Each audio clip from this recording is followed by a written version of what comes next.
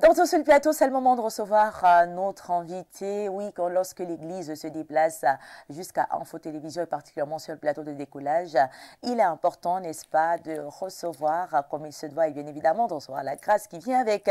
Alors aujourd'hui, nous recevons Monsieur Yves Njana sur le plateau. Bonjour et bienvenue. Bonjour Viviane Angria. C'est un plaisir. Bonjour à vos nombreux téléspectateurs. Ils sont désormais nous, nombreux téléspectateurs. Alors, Monsieur Yves Njana, vous allez bien? Je vais plutôt bien, merci. Et vous-même? Je vais bien, très bien. Je me porte comme 2025. Gloire à Dieu. Merci, Amen.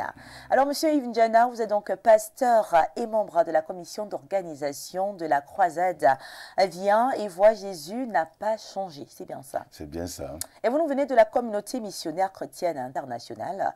Et ce matin, vous êtes là pour nous parler d'une croisade de 7 jours de salut et de guérison, n'est-ce pas, et même de délivrance.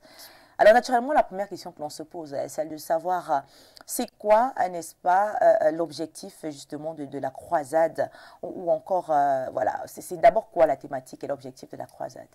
La thématique de la croisade, c'est viens et vois Jésus-Christ n'a pas changé. Oui, cette croisade a pour but d'atteindre le maximum de personnes de la ville de Yaoundé et les environs afin de les présenter Christ.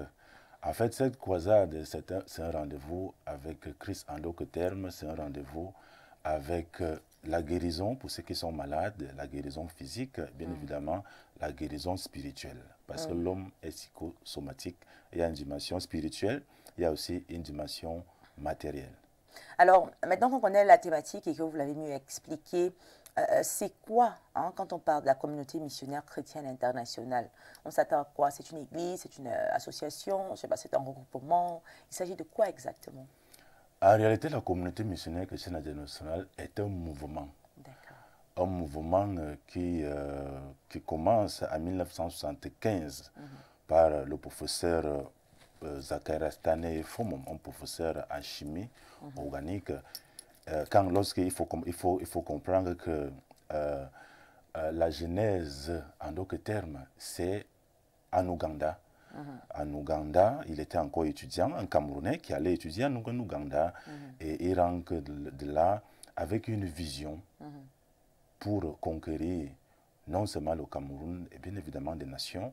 Il rentre donc au Cameroun et il commence l'œuvre ici en Guaykele où il était professeur.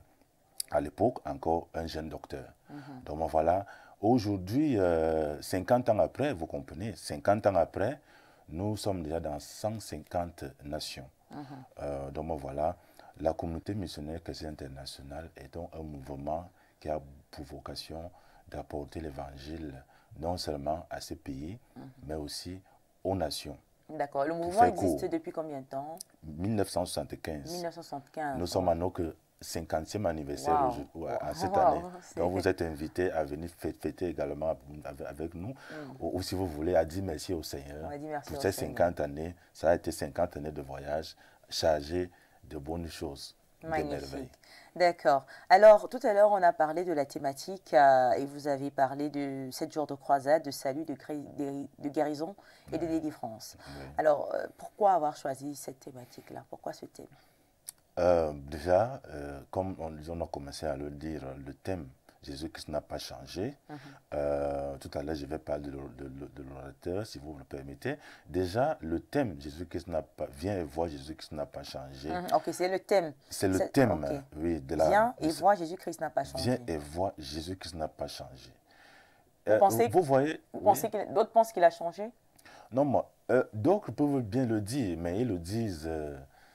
C'est pas en réalité dans leur cœur. Ils ne disent pas ça à partir de leur cœur. C'est à partir de leur pensée. Ils ne croient pas du tout. C'est pour ça, nous disons, viens et vois, Jésus-Christ n'a pas changé. Pour d'autres personnes, vous voyez, ils sont généralement livrés au débat déjà, la Bible est vraie, la Bible n'est pas vraie, est-ce que Jésus est fils de Dieu, Jésus n'est pas fils de Dieu. Nous, on le dit simplement, venez et voyez, Jésus-Christ n'a pas changé. Le programme a commencé hier en Gréa, comme vous voyez, comme la date précise bien, le 26, l'orateur principal est arrivé hier à minuit passé et à 17 h, il était là sur les lieux pour commencer le programme. Alors, Donc, c'est un rendez-vous avec le changement physique, le changement spirituel. C'est une rencontre avec l'eau vivant. Donc, lorsque nous disons donc aux gens, venez voir Jésus qui n'a pas changé, on est en d'autres termes en train de leur dire, toi qui crains ta maladie depuis des années, toi qui qui cherche le sens de la vie depuis des années, tu penses que peut-être l'espoir est dans l'argent, l'espoir est dans le sexe, l'espoir est dans, je ne sais pas, dans le matériel. Alors, viens à cette rencontre, tu vas trouver qu'il y a mieux. En fait, je ne dirais même pas mieux. L'idéal, c'est de marcher avec le vivant et vous allez vous retrouver. Parce que l'homme ne se retrouve qu'en Christ. En réalité, l'homme ne se retrouve qu'en Christ. Christ est le repère. D'accord, Christ est le repère. Alors, est-ce qu'on peut savoir ce qui est au programme, ce qui est prévu tout au long de cette croisade de 7 jours? Alors, au menu, nous avons les louanges, parce que Dieu réside dans la louange. La louange, l'adoration. Oui, l'adoration, si vous voulez, ça. Nous avons également la prédication de la parole de Dieu. Nous avons les moments de prière pour la guérison. Pourquoi la parole? Vous voyez, l'homme qui vient ne vient pas seulement dire aux gens, écoutez, venez, Jésus va simplement vous guérir. Et il croit aussi que la première guérison, c'est d'abord la guérison de l'âme. C'est pour ça qu'il commence généralement par la parole, question de les rapprocher de celui-là qui guérit. Parce qu'en réalité, ce n'est pas lui qui est, je veux dire quoi, c'est lui qui guérit, c'est Dieu qui guérit, c'est lui l'auteur de la guérison. Donc, il les amène donc au pied de l'auteur de la guérison, par la parole. Et puis ensuite, on prie pour les malades. Et puis là-dedans, nous avons également l'occasion de bénir.